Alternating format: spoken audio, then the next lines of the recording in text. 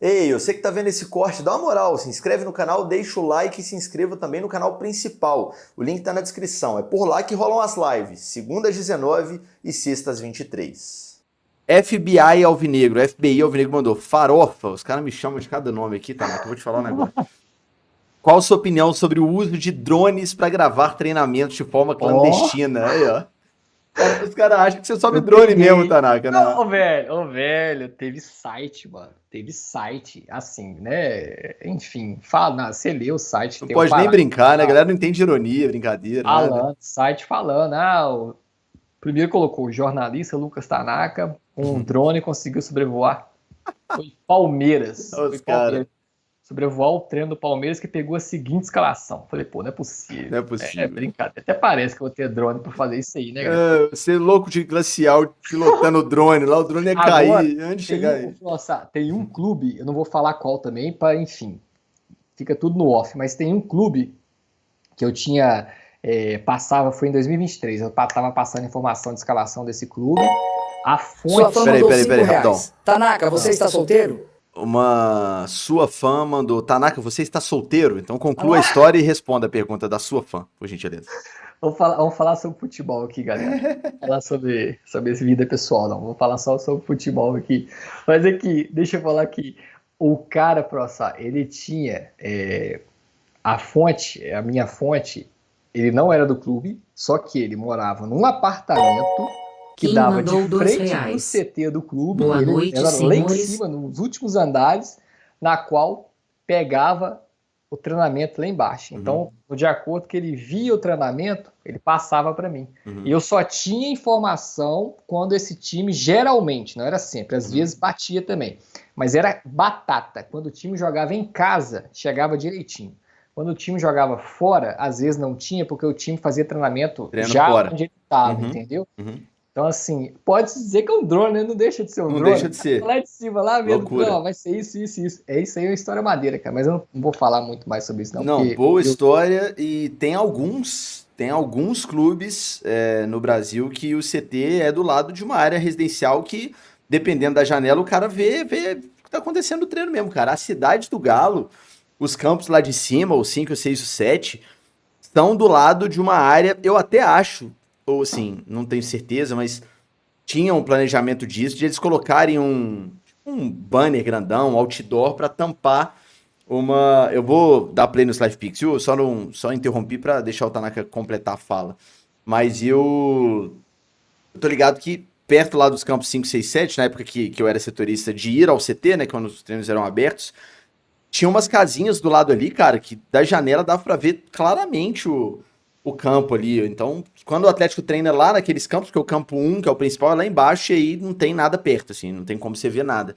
Mas nos campos lá de cima dá pra ver tranquilamente. Até onde eu sei, nenhum repórter foi lá fazer amizade com o dono da casa pra descobrir a escalação através desse caminho. Mas se alguém quisesse, é uma opção também.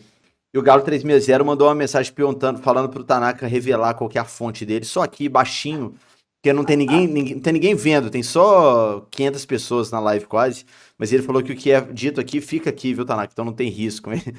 Mas, enfim, aí o em que Tanaka... área? É, Fonte em que área? Qual que é a fonte dele? Ô, galera. Ô, Frossá, um dia.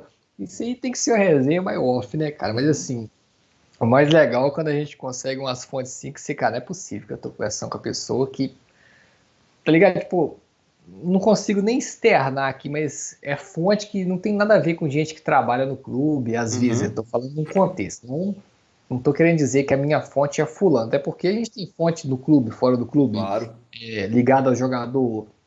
Velho, é parente de jogador, é empresário, é gente que tá no clube, é gente que tá fora do clube, é gente que trabalhou no clube, é gente que conhece alguém que trabalha no clube. Não tem essa de quem que é a sua fonte. Tipo, eu só vou falar uma parada assim, na minha opinião, né? Aí cada um tem a sua, que dá informação, mas as melhores fontes, às vezes, dependendo de um contexto, do tipo de informação que você quer passar, nem é alguém que está no clube, entendeu? E outra, o mais legal disso tudo, é assim, eu posso falar certeza, igual no Twitter lá, agora o Twitter tá suspenso, mas Twitter lá, ativo lá, 80% das coisas que eu fico sabendo eu não posto.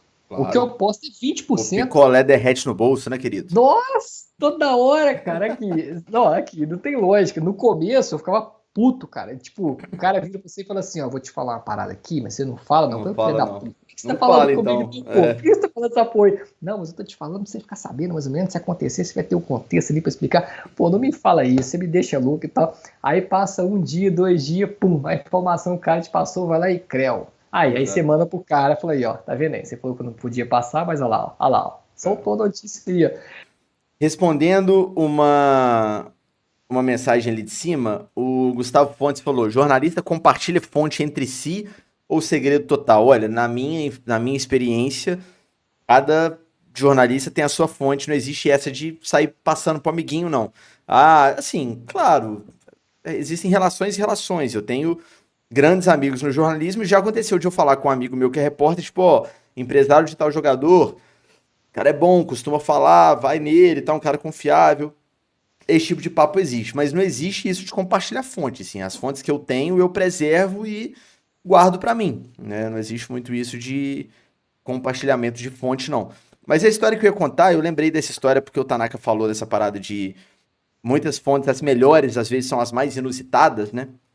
O torcedor muitas vezes pensa que fonte nossa é o dirigente, o diretor de futebol, o presidente do clube, o assessor do jogador e acabou.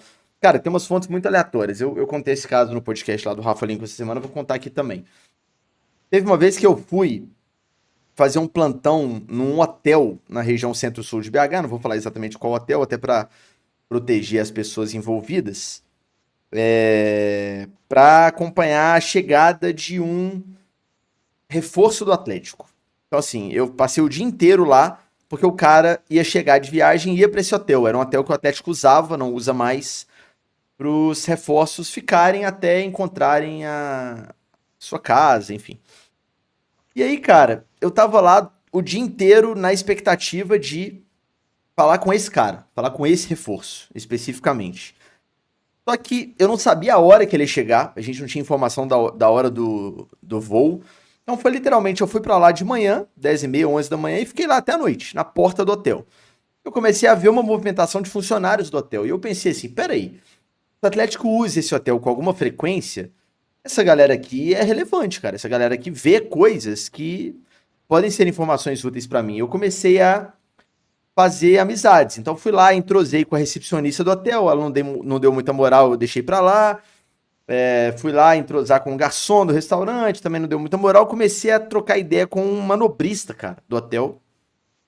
E fiquei de resenha com o cara, ó, umas 2 horas. Eu tinha que ficar ali na porta mesmo, esperando pra ver se o cara ia aparecer. Se aparecesse, obviamente, eu ia correr e entrevistar. Mas enquanto o cara não aparecia, não tinha nada pra fazer. Então eu comecei a resenhar com o manobrista desse hotel. E eu fiquei amigo do cara. E algumas vezes, umas 3 ou 4 vezes, esse cara me passou informações que foram muito úteis. Algumas que eu não sabia, de pessoas que estavam lá, relacionadas ao Galo, enfim. E algumas confirmações, de eu falar assim, cara, o Atlético tá negociando com fulano, o fulano já chegou em BH, eu bati um WhatsApp pro cara e ele, não, esse cara esteve aqui realmente, esse cara tá no hotel, eu vi ele lá ontem, esse tipo de coisa. A fonte, nesse caso, era simplesmente um manobrista do hotel, pô. Não era ninguém do clube, não era ninguém ligado ao jogador, era uma fonte totalmente aleatória. Então, isso é muito comum. Eu já contei a história aqui, já virou corte, tá lá inclusive no canal de cortes. Quem não tá inscrito ainda, se inscreva no canal de cortes. Cortes do Frossar, tem muita história legal lá. A minha história com o empresário do Renato Gaúcho, que a fonte que me ajudou nesse dia foi um amigo meu que trabalhava numa companhia aérea, que descobriu todos os detalhes e tal, e o cara não teve como mentir pra mim, porque eu sabia que ele tava em BH, sabia o hotel que ele tava. Então, cara, existem fontes que estão totalmente periféricas. E muitas vezes elas são as melhores, porque o cara que trabalha no clube, o diretor de futebol, ele tende a ser mais, como que eu vou dizer assim, restrito em relação às informações. Tem muita gente que acha que é fácil, assim, pega o telefone e liga pro Vitor, Vitor, quem que é o atacante que está contratando a próxima janela? Ele fala, tô indo atrás do fulano. Não é assim, gente. Isso não acontece. Isso não acontece. Então essas fontes periféricas, elas são essenciais para você pescar coisas. Fulano viu isso aqui. Óbvio que eu não vou tratar uma informação vinda de um manobrista do hotel sem desmerecer absolutamente o trabalho, né? Absolutamente, tô só dizendo que, assim, não é uma fonte oficial, não é uma informação que eu posso tratar como verdade e acabou. Eu preciso checar, isso é o princípio básico do jornalismo. Mas todas as informações que chegaram desse cara, eu fui atrás na outra ponta pra checar e, de fato, procediam. Então, realmente, essa questão da fonte periférica existe, é muito forte e eu já tive vários episódios na minha carreira de notícias obtidas através de fontes que são inacreditáveis. Que se eu contar, alguns não dá pra contar, outros como esse é tranquilo, vocês não acreditam. Então, realmente, essa questão da fonte periférica é muito interessante.